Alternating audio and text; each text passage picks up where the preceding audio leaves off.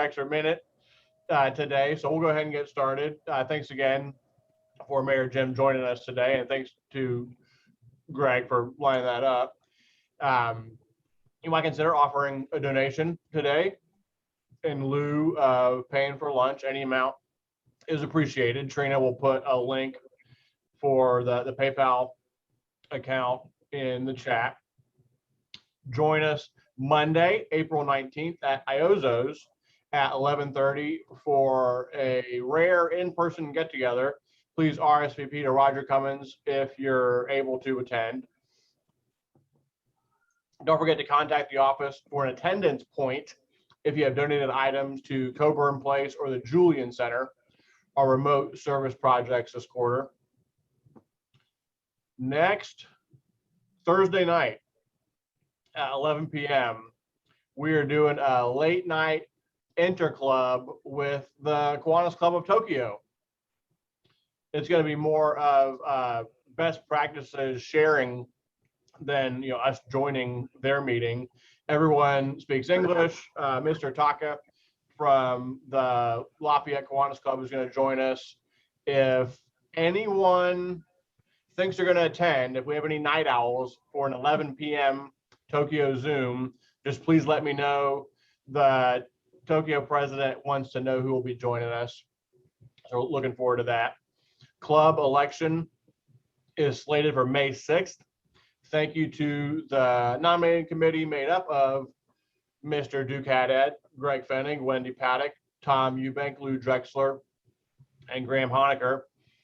Trina's got the club officer candidates up there, welcoming Max Harper as secretary, welcoming back Jackie Clancy, Laura Holloway, Chuck Hotterman, Wendy Paddock.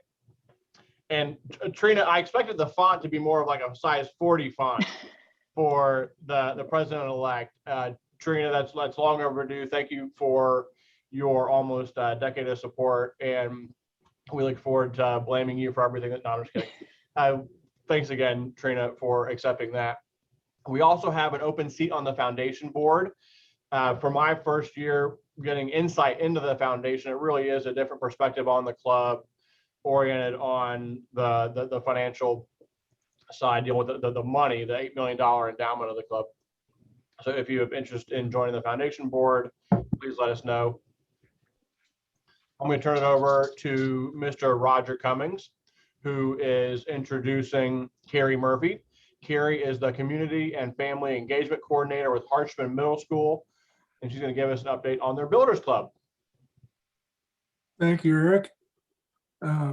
First of all, thank you, Carrie, for joining us today. You're one of our longstanding clubs that we support, and we know you do some wonderful things over there. Gina Ann and I were able to go over there about a year and a half ago before COVID hit and got a real close look at what they're doing over there, and it's really incredible. And Carrie's been doing this for a while, so it's in great hands over there with her and the staff. And I know there's 560 students roughly, Carrie, and she was telling us there's 63 staff and teachers. They had a 92% attendance ratio, right? Goal yes, that's 95. correct. I'd say you're doing great. There's a couple of programs, I don't know if she's gonna get to them today. I Learn program, which is going on right now, I believe, and Elevate. So with no further, Miss Carrie Murphy from Harshman. Thank you so much, Roger. Yeah, and thanks to you and Jeannie Ann for always being such great friends to us and representing this club and all the wonderful things you guys do for us. So I'm so happy to be here today. I feel like this is something I always look forward to, and my April calendar is getting to come and talk to you guys in person at your meetings. So just to give you guys I am super happy to talk about the Builders Club and some of the initiatives that they have had this year and then previously, but also want to just extend a big thank you to the club and let you guys know of some of the other really wonderful ways that you have supported us in the ever-changing landscape that has been education this year. So it's been quite the roller coaster. Yeah, any fellow parents or even for grandparents or just community members, I'm sure you guys are hearing all the different ways. I always joke that I never thought you would ask someone like, well, so what are your kids doing for school? You know what I mean? But it's just different all across the board. So yes, so for our Builders Club, this year we were not able to operate any in-person clubs. We still are not able to. So we just were able to actually start having a few sports in February. So those were the only in-person extracurriculars that we've had this year. But our Builders Club, we do, now that we are back in the building, we do have our Builders Club who's led by one of our teachers, Miss Jennifer Townsend. Her advisory club serves or is made up of our Builders Club. So they are right now planning a field day for the entire student body. So which is really fun and really exciting. And it's just going to be something so nice for the students to look forward to, and something that's just going to feel a little bit like normal end of the school year stuff, which is going to be a breath of fresh air for everyone. So I just got a list of a few of the ideas that they're hoping to pull off with administration in terms of some of the events that they can do with keeping social distancing in mind, and just, trying to limit contact and things like that. So, but they are well on their way planning our field day. So that's really exciting. And we're happy that our Builders Club is taking the lead on that initiative and offering that to our entire school community. So in the past, some of the things our Builders Club has done is we had our Builders Club led our middle school kindness challenge. And some of you may have heard, I think when I spoke maybe about a year and a half ago, that our Builders Club actually, what they created for our school resulted in us winning a national middle school kindness competition. So yeah, we received $5,000. So to continue our work with our kindness initiatives. But so it was an all-girl advisory. And again, they planned what we were going to do to exhibit kindness in middle school. So they planned a cookout. We had like a social media challenge. And then every week students were asked to do something like write a note to somebody in your class that you aren't necessarily friends with, but you appreciate or admire them for a specific reason. So we had several different pieces of that. So sorry, can you guys hear me okay? We can. Yeah, awesome. So, and then also in the past, our Builders Club, they have, as Roger mentioned, we start iLearn testing next week. We're full steam ahead. That's honestly what I've been doing all day. It's been taking up a good part of my day, is trying to get in touch with all of our 100% virtual learners and making sure that they have transportation to get to our building, because iLearn is required to be taken in person. So it's a lot of logistical, again, things that we're having to figure out this year. But in the past, we've had an iLearn Pep Week. So and that was, again, a group of our Builders Club. They came up with different things to kind of create a little bit of fun and a little bit of, peer encouragement amongst, classmates. So we did things like we had a couple of dress out days. Again, some of those just encouraging notes. We did some like teacher challenges and stuff like that our Builders Club came up with, like, just fun different things that, the Builders Club thought students would appreciate seeing staff do, in the spirit of, let's have some fun as we prepare for iLearn. So, which is always very needed. So then one thing, and you guys have supported us with our food pantry. We are the longest running IPS school-based food pantry in the district.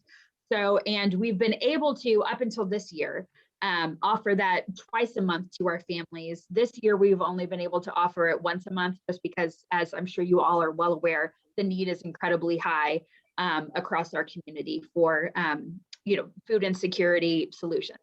So, but our Builders Club has typically every year done canned food pantry drive. So, which is really nice way to inspire, hey, we're all a part of this community and we're going to take care of each other. So those are some of the things our Builders Club has done. So I do want to also take this opportunity, just since I have you all as a captive Zoom audience, just again, to extend a huge thank you.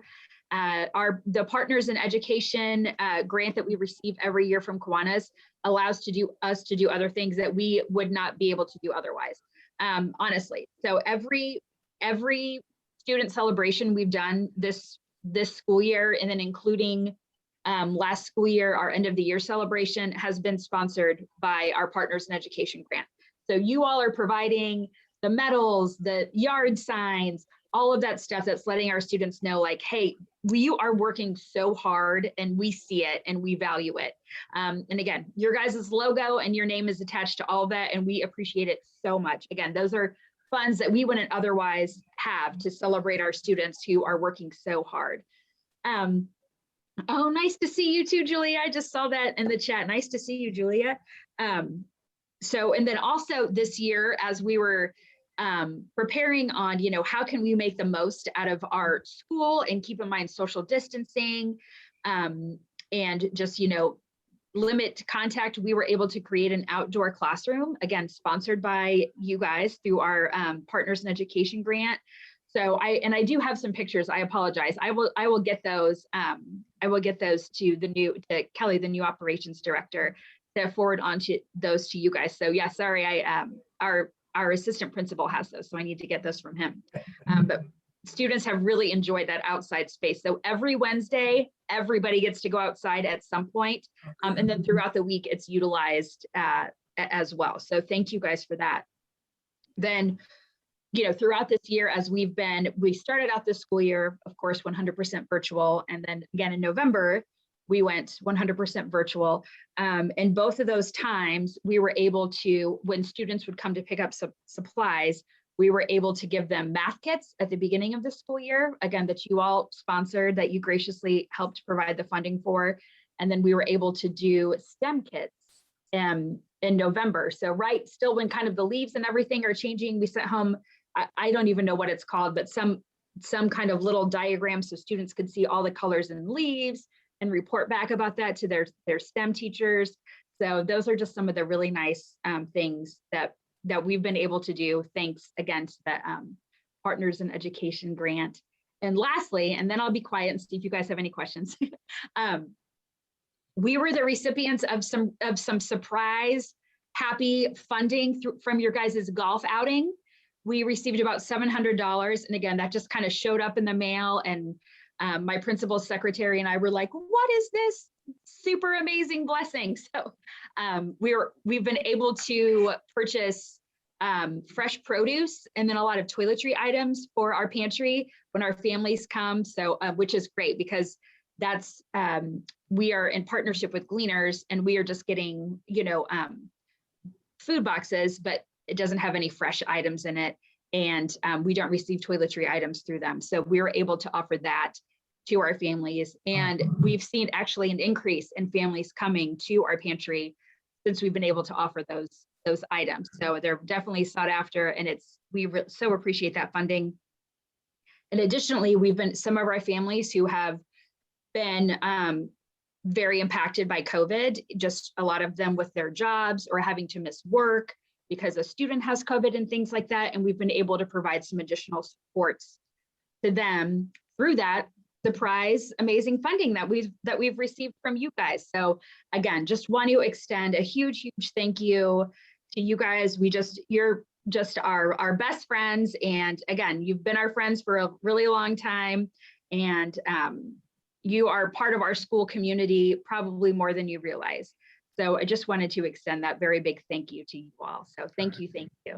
And if you have any questions, I'm happy to answer them for you. Well, we'll get back to the questions at the end, Ms. Carey. We appreciate that very much. As the golf committee chairman, a surprised, amazing gift is always kind of nice to hear about. how it was executed and distributed through the community. So thanks to Mr. Roger for his hard work. Thanks to Ms. Carrie for her hard work. I'm going to turn it over to Mr. Greg Silver. Our guest today needs no introduction, but Mr. Greg, I'll turn it over to you. Well, thank you very much. It's a pleasure to be here and be able to thank Kelly and Trina for this, for the way we're being able to transmit this interview and talk from Jim Brainard, the mayor of Carmel. And thank you for being here, Jim. 7 terms in Carmel as mayor, and he's tied environment and economic growth to Carmel over many years. He's a Butler grad and Bulldog for sure. I know he was a great history student. Why he wanted to be mayor of Carmel, he'll have to tell us about it. I've noticed a couple qualities, maybe from the Butler way, patience and humility, as Brad Stevens cited recently in Graham Honecker's book, The Cinderella Strategy, humility.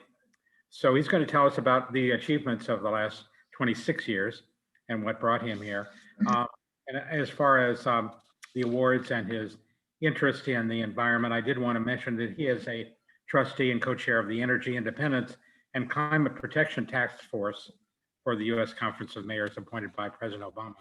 And as a mayor, he has had an influence on this community. So I'd like to introduce Jim, and then I have some questions people have submitted, and take it away, Mayor Jim. Well, thanks, Greg. I appreciate the opportunity to see everyone and look forward to being able to do it in person soon. I see that parts of central Indiana now are 50% vaccinated, and at least with the first dose, so that's all good news. Greg asked me to talk a little bit about what we're doing for the environment today, and I'd like to put it in the context of city planning.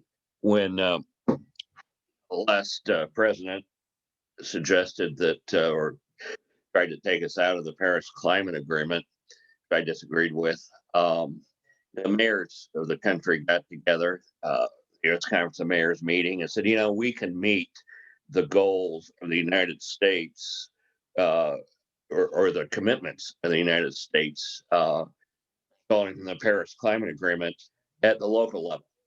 It'd be nice to have a federal partner, but we can do it on our own. And so we talked as mayors a lot about how to do that. And I think it's important. I was a history major at Butler and had Greg's dad as a teacher. So I tend to put things in a historical perspective. But think back to when we changed how we designed our cities. Most of us weren't alive then, but you can see it from the development pattern. So I think in 1945 in August, the war had just ended. Japan had surrendered. Germany had surrendered earlier that spring. We still had 75% of US families that didn't own a car. Only 25% roughly owned a car, a little under that. And we had never been over 25% in this country. So we still designed our cities as walkable pedestrian places. And they were fairly compact because they had to be as a practical requirement. You don't own a car. The second thing we had then was they were powered by coal. My first house was up at 56 in Carrollton. Remember, the side of the house had been built in 1839. The side of the house was a soldered up coal bin where you could have dumped coal from the driveway into the basement and then gone down every night before bed and shoveled that coal in the basement into your own your own furnace. And so cities, I remember coming to Indianapolis as a little kid. I'd grown up in a little town up in northern Indiana. My dad was a band director, and he'd bring students to Butler for the state band contest occasionally. And when I was 8 or 9, I remember asking my mother, why is the sink black after I wash my hands and face in the hotel we were staying in? And she explained it's coal dust. It's also important to remember we didn't have antibiotics available to the general public. Penicillin had been invented around 38 or 39, but it was used for the troops fighting World War II only because they hadn't figured out how to ramp up production yet. until after the war was over. So cities were still suffering from a lot of communicable diseases. Penicillin, polio was still rampant. You have to close things from time to time, kind of reminiscent. In fact, I was talking to my 90-year-old mother the other day. She said, "Oh yeah, we had masks all the time when I was a kid when the polio epidemics would come through, and we'd wear them for a few weeks, and the caseload would go down, and we'd quit wearing them." Something she never talked about. But so, life in a Midwestern city or anywhere in the United States was very different in August 1945, and then things changed. Europe and Asia were in shambles from that war, particularly Europe. And so we were resupplying Europe. Our economy, we barely had a recession after the war. Our factories were working as hard as they could to resupply Europe. Farmers were busy growing food for Europe. Really, we came out of that war with a very strong economy, and the average working person was making more money than ever before. There hadn't been any building between the start of the Great Depression in late 1920s and the end of World War II to speak of. Very few houses and apartments have been built. There's a lot of overcrowding. Everybody, one of my favorite movies is Wonderful Life. Remember that movie where Jimmy Stewart's out talking to the immigrant family, and he's, his savings and loan is helping them get out of the slumlord buildings and own their little house on the edge of town.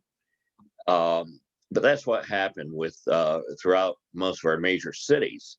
We didn't give a lot of thought to what was going to happen to our transportation system and how people are going to get around. So we know why people wanted to get out of the dirty central cities. They were still powered by coal. Disease was rampant. Penicillin wasn't really available yet. Overcrowding, there had been a lot of building. So we decided to design these beautiful suburbs. Leo Marx wrote a great book, The Machine in the Garden, talking about industrialization and commercialization of our green areas around our cities. And we didn't think about the $10 million a mile to build a 2-lane road in today's dollars, $10 to $12 million a mile. We didn't think about the maintenance of all of these extra miles of roads that sprawl created. Sprawl has destroyed our cities in many ways in this country because economically it can't be sustained. It's one reason a lot of major cities suffer so much financially. They may have a dense downtown area, but the great majority, and I have a slide that shows Indianapolis in a few minutes, great majority of our areas are sprawl. It takes more money to police, more money to provide fire protection. And you don't, parking lots. Anybody ever go for a romantic walk past the Walmart parking lot? These aren't pleasant areas either. Let me say, pull up my screen and talk about how we looked at the state of U.S. cities when we realized that we had the opportunity in Carmel to build a brand new city. When I became mayor, it was only in the mid 20,000 population range. Today, our nighttime population is over 100,000, and our daytime population is even more, as we have 125 corporate headquarters here. So this is a presentation I prepared for a different purpose, but here are some things. Look at that slide on the right. That's an old walled city. See how dense it was? Because it had to be walkable. And then look at the sprawl in those big box stores at the right. Most of that's parking lot. How ugly is that?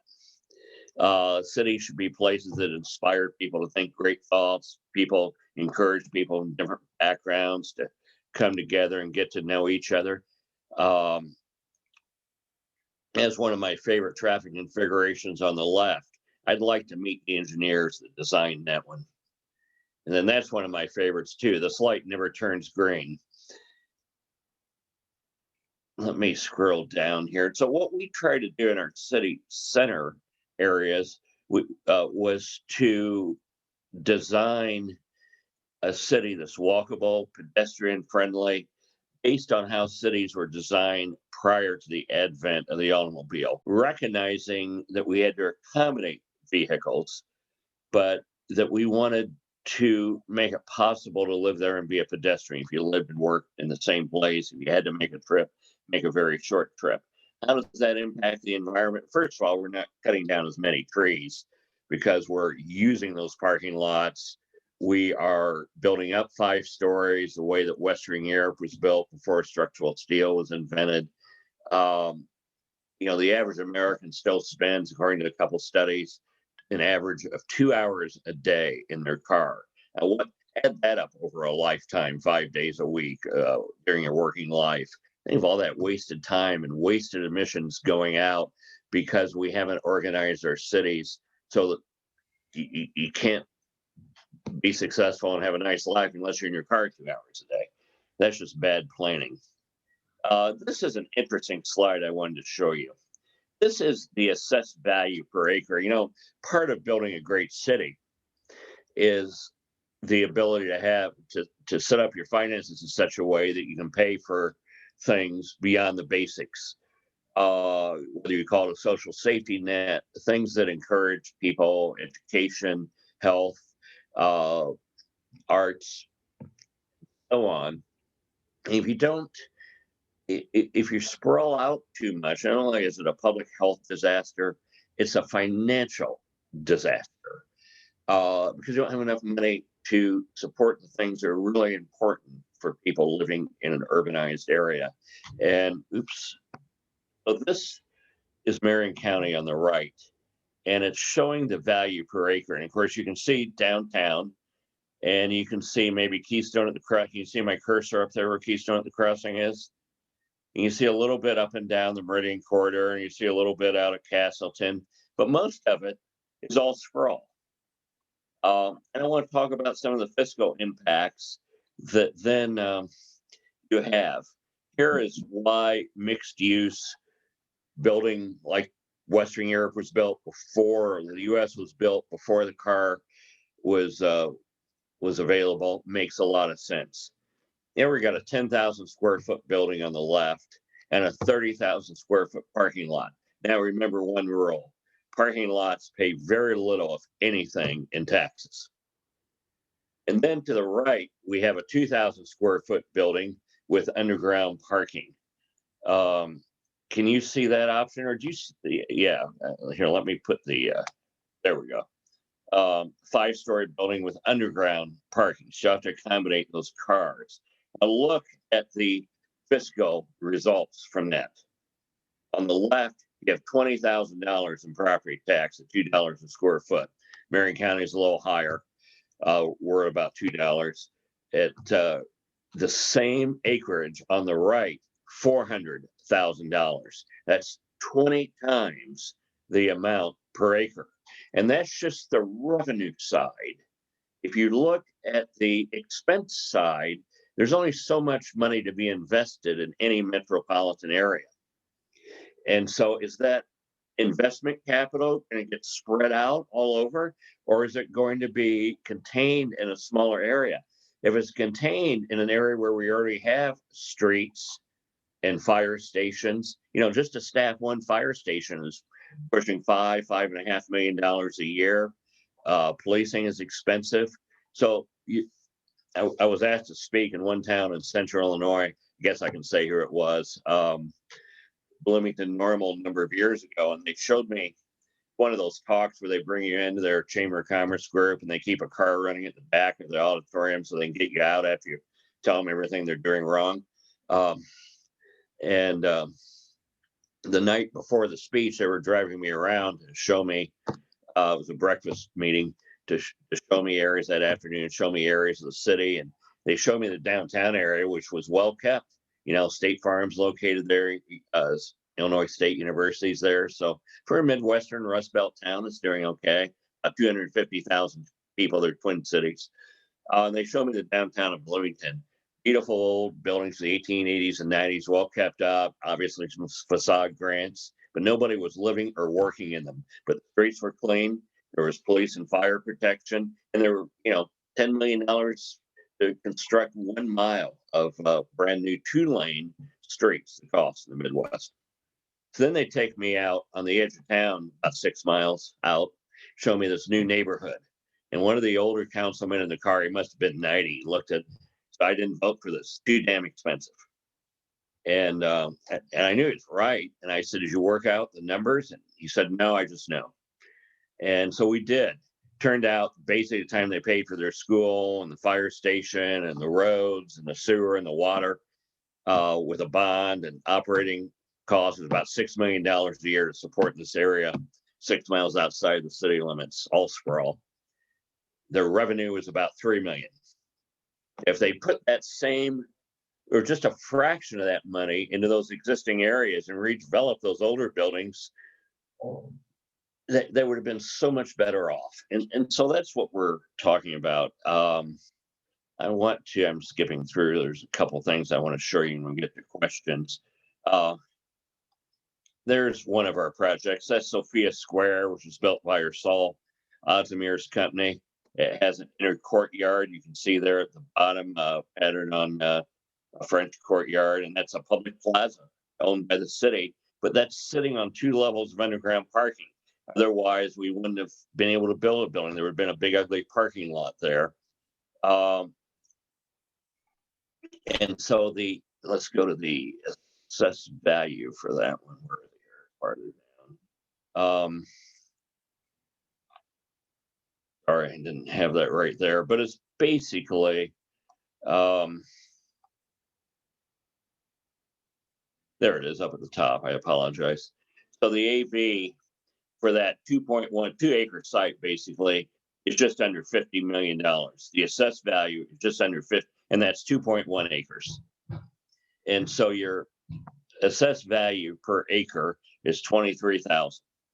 We've looked at big box stores per acre. The assessed value is under $500,000 or even under $100,000 per acre.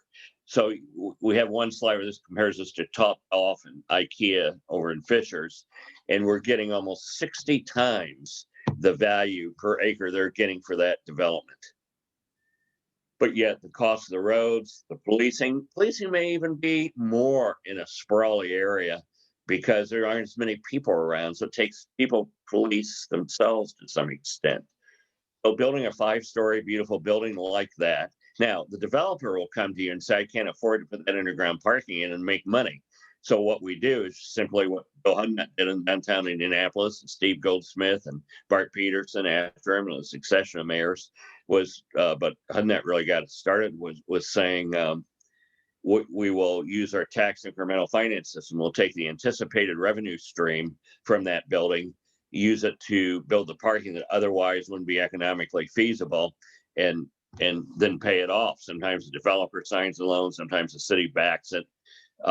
That's how you do those transactions. So you get a lot of grief from people that don't understand debt, but it's all being paid by the new building, not by residential property taxes. But that's how downtowns are built in a traditional style, accommodating cars. But we know if we build up 5 stories, there's enough people living in that building or working in that building, if it's office, above that 5 stories, that one side of that 4-sided building can be retail, supported solely by the people living or working there. That's kind of a normal retail analysis that a lot of big retail companies will use in cities. So what we have done in Carmel is to try to, we had the little downtown area that served the Quaker Village. It was 1,000 people at the end of World War II. When I became mayor in 1996, it was 25,000 people, and today over 102,000 nighttime population, more in the daytime. So we knew that area wasn't big enough. It's about, Carmel's geography is about double the size of the island of Manhattan in New York City. So then we went 6-7 blocks south and built what's known as the city center, where the Palladium is. And that area is coming along very nicely. The new Hotel Carmichael, go see it if you haven't seen it. It's beautiful. The Michael Feinstein Club is starting to open in the lower level. We joined New York, San Francisco, and LA with having a licensed Michael Feinstein Cabaret. So Carmel's the 4th one in the country. Then our Midtown area, we've used a Danish design firm along with a local firm to help us design it. So we got some ideas from Scandinavia about how to create bikeable, walkable areas that you don't usually see in the Midwest. It's amazing. Some of these world-renowned firms don't charge any more than the ones that have never done a project like this before. This Midtown area that you see on the right is extremely popular. You haven't seen it, come up to Carmel and take a nice walk down there someday. So what we're trying to build is we're trying to focus on mixed use, less emphasis on use zoning, more on the form and mass of the building, so that we cut down on I have a great slide. I should have brought it. Shows emissions out of the Chicago metropolitan area.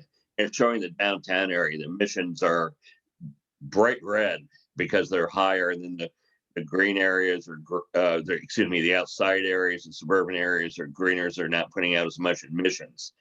Then the next slide after that shows the emissions per capita, and it totally reverses itself. The worst pollution is in the suburbs on a per capita basis. The less emissions per person is in that denser downtown area. So we're trying to build an area where people can live and walk without a car, focused on a lot of beautiful urban green spaces, lots of trees. We're focused on de-emphasizing the importance of cars, focused on pedestrians, trying to make sure our building is in harmony with the land and built surroundings, is on a human scale, small enclosures where people from different backgrounds can gather and get to know each other. You know, how many suburban neighborhoods in the United States are built with these snub-nosed garages? People drive in, park in their garage, walk in their house, and barely know their neighbors, and there's nowhere to walk. There's nowhere to walk to. You can go for a walk, sure. No corner store, there's no corner park. You can't walk to the school. You have to drive everywhere. So we're trying to create places. This country needs us in the worst way, is for people from different backgrounds, whether it's immigrant groups, different religious groups, people with just different political views, different demographics, racially, people from different economic strata, all coming together in public spaces and having an opportunity to actually get to know each other and value other people's differences and varying experiences. We're trying to build it on a human scale. So we don't go over 5 stories. There's all sorts of psychological studies that show how sprawl, we've known this for 50 years, sprawl's bad for mental health. There's also a lot of new work done by Richard Jackson. Notre Dame gave him the Dry House Prize for work. He used to be the public health commissioner in California and taught at UCLA. He did this great work, Urban Sprawl and Public Health. I recommend reading it. But how skyscraper sprawl going up too high has the same bad mental health impacts. We're paying attention to aesthetics and density, and we're trying to learn. My history major, thank Greg's dad again coming in, trying to learn from thousands of years of good city design. Because what happened is that we threw out all the rules when the car came along. All the rules we knew about how to build beautiful, workable, pedestrian-based cities were thrown out about 1946 and for the last 70 some years. And we need to learn from the past, go back to some of those things that have been developed over tens of thousands of years as to how to build cities that work. So anyway, that's a brief summary of what we're trying to do in Carmel. We have a lot of sprawl in Carmel too, but we're trying to take this downtown area and build a pedestrian friendly, beautiful city. And what an opportunity that is. But if we do it right, the impact on the environment, Greg said he wanted me to talk today about what we're doing in the environment. We're doing a lot of things other cities are doing, electric vehicle fleets, hydrogen snow plows, photovoltaic displays to power city buildings, on and on. Great tree grow. We plant thousands, tens of thousands of trees every year in Carmel. All the things cities are doing. But I think the more unique thing that we're doing is trying to take a car-based suburb and change it into a place where one can live without having to rely on a car. So with that, I'll stop and take collections, and somebody else, has a complaint about garbage collection or something. So I'll be glad to write all those down too. This is great. Hello, can you hear me okay, Jim? Yes, again. Well, you're obviously an inspiration for this program that the rest of the mayors and even governors need to listen to. And I hope you'll continue to advocate exactly what you just explained to us in these very important ways of what you're doing and what you have done. I can't help but thinking that this week, April 22nd, is the 50th anniversary of Earth Day. And I can't think of better examples of how you are protecting the economy and the environment. And I don't mean this in any self-serving way, but as an example of how you can do it. And I'm sure it's beneficial to the quality of people's air and water, and how the monarchs come through, and how things are important, are the quality of life is what it is and what it has become in Carmel.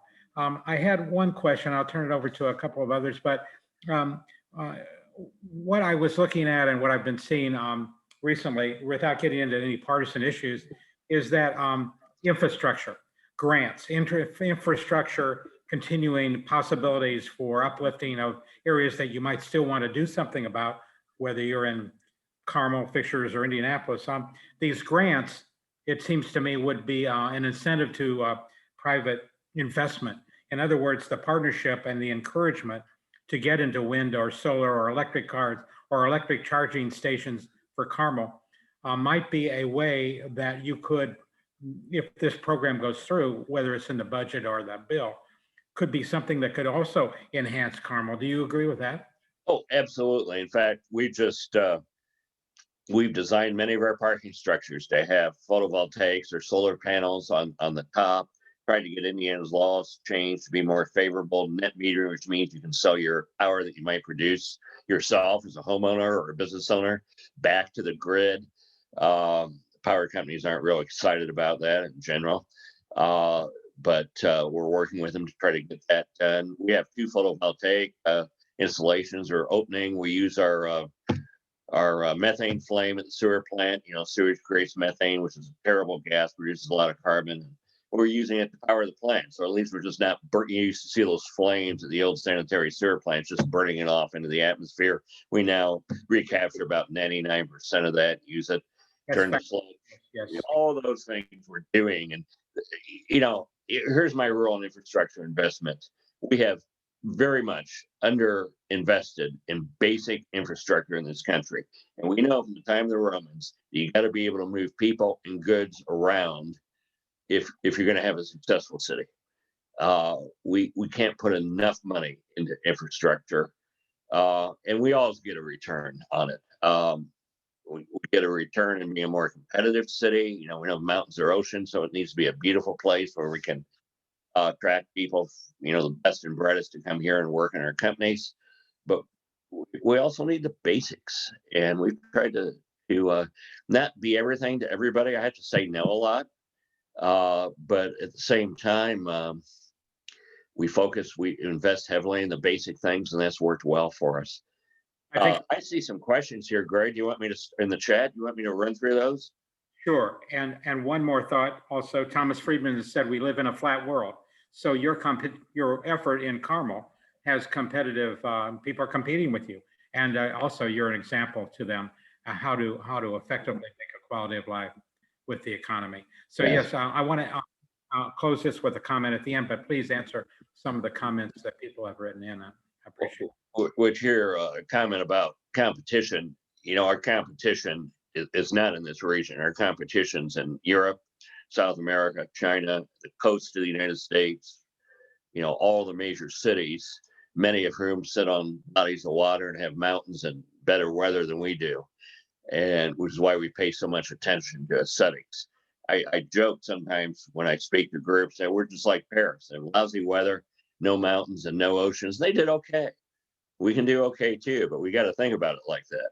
Duke Haddad has asked me what I've learned as mayor through experience that allows you to keep up with the political times.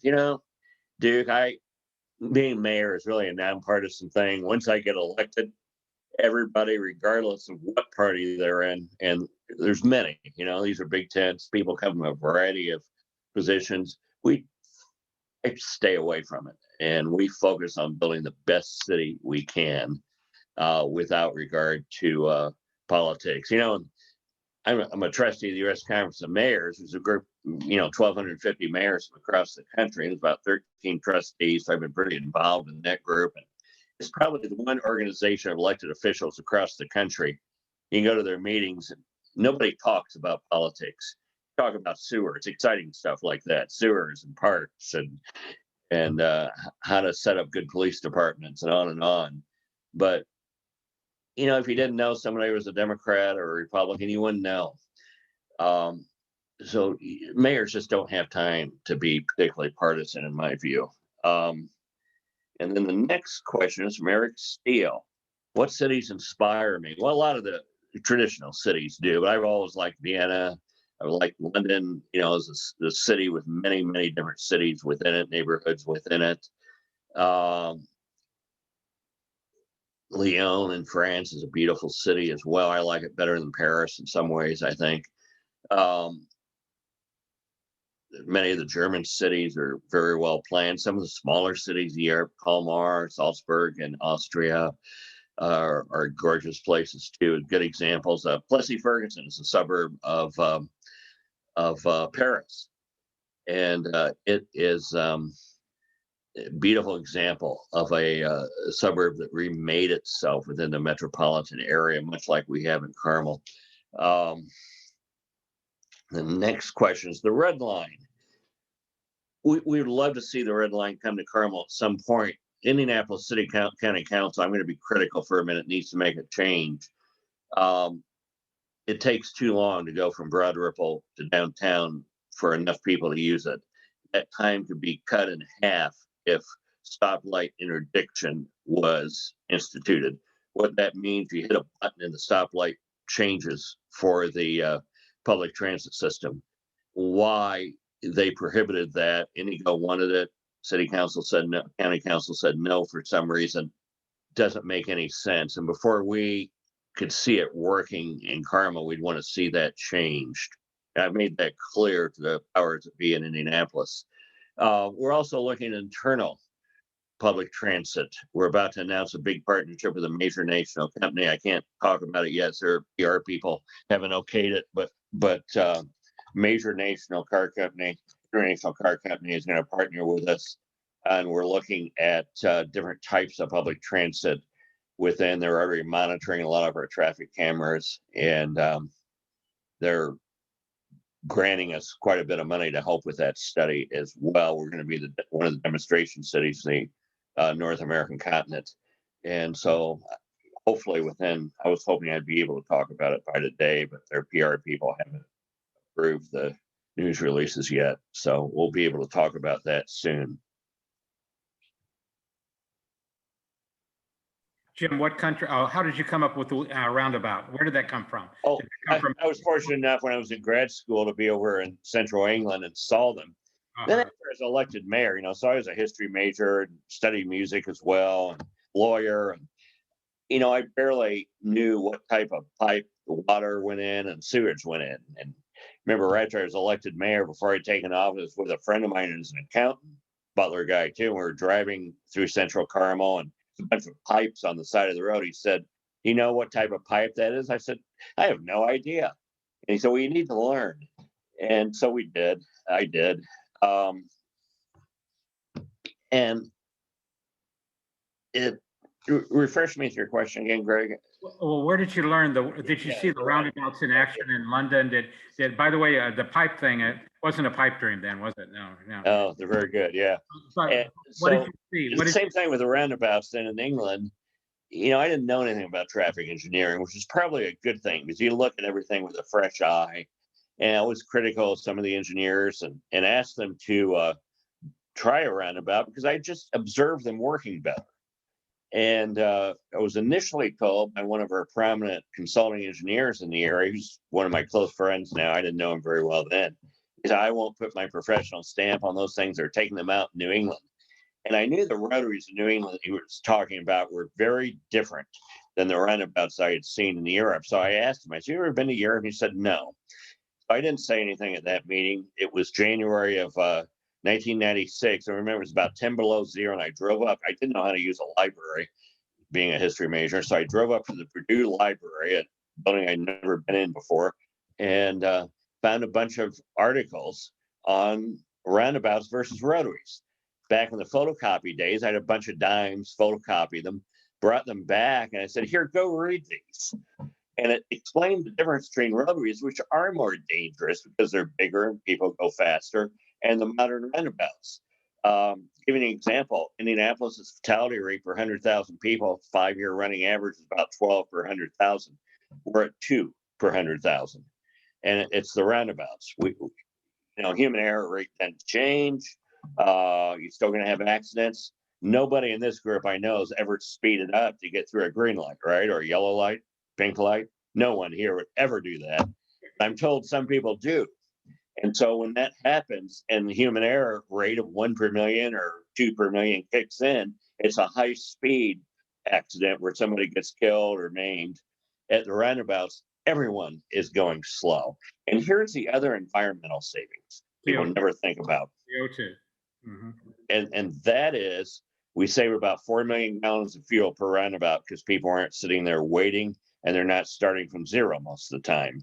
The second environmental benefit is that so many times there's a capacity issue, and the answer is to widen the road. All they're doing is creating a bigger parking lot to get more cars through the green cycle of the lot. So roundabouts will move 50% more cars per hour through a roundabout than a stoplight, 50% more. So we don't have to widen all those streets. We're actually taking Range Line Road, a multi-year project, to take it from 5 lanes, which is Westfield Boulevard in Marion County, same road. It's called Range Line in Carmel. Take it from 5 lanes back to 1 lane in each direction with a big center median with trees, bike lanes on the side, and wider sidewalks. And the trip times have not increased in the section we have completed because we got rid of the stoplights and the roundabouts. We don't need those big parking lots just to get more cars through the light. This is where we usually play that song, They Paved Over Paradise. Joni Mitchell. All right. But that's the point. We can be a lot smarter about how we plan our transportation system. By the way, you have beautiful art there. That's why people are slowing down. Mm-hmm. Yeah. It doesn't hurt. We have time for one more question. Does anyone have it, or I have one? I guess I'm concerned about a recent study I saw from ProPublica saying that Indiana will become less wet and is prone to more intense weather, whereas northern United States is going to be more wet, more dry. I mean, the issue is that you got to keep your eye on the ball at all times, don't you? Yeah, in fact, we're already, our stormwater sewer system, we have a lot more clay here than in central Marion County, I think. And a lot of water issues, and we've put millions of dollars into stormwater. And every time you build a street or a house, there's a square foot of land that water can't drain into. And so our systems were built to take so many inches of rain in so many hours. We're having to upgrade, increase the capacity of the entire system over the last few years, just because we're seeing more intense, more frequent storms that drop greater amount of water than, these systems were designed 20 and 30 years ago, and those old formulas don't work anymore. There's a good reason for you to contact our friend, Senator Braun, about a grant to help you. We have a firm in DC that's all over it, Greg.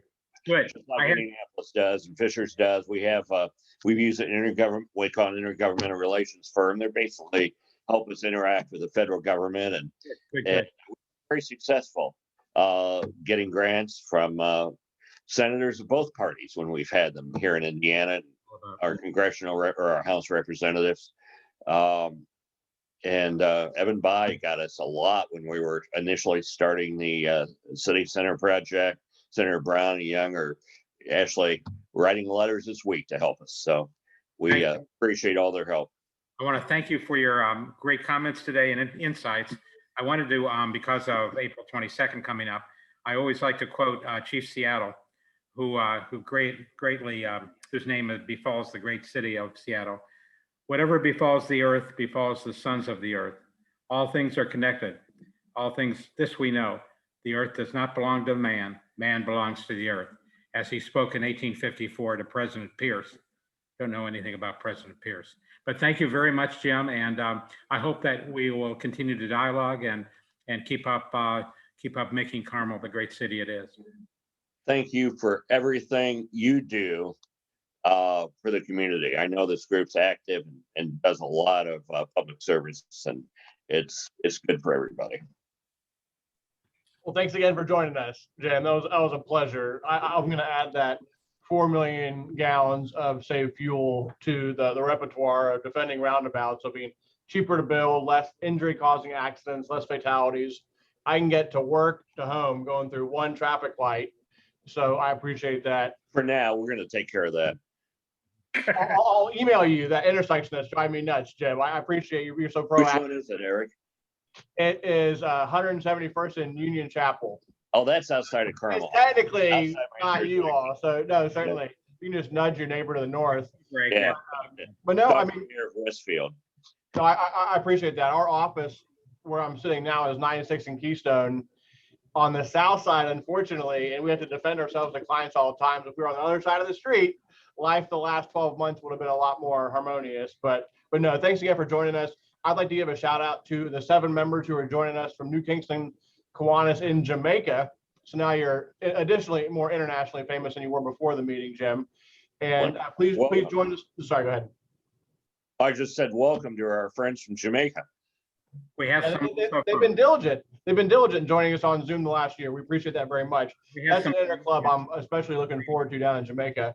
But no, please join us next week for Clay Chafin, who is going to talk to us about Bradford Woods, IU Outdoor Education Center. I'm going to let you get on to your next meeting, Mayor Jim. The meeting's adjourned. Thank you very much for joining us today. Good to see you. Thank you all. Bye. Thanks, Jim.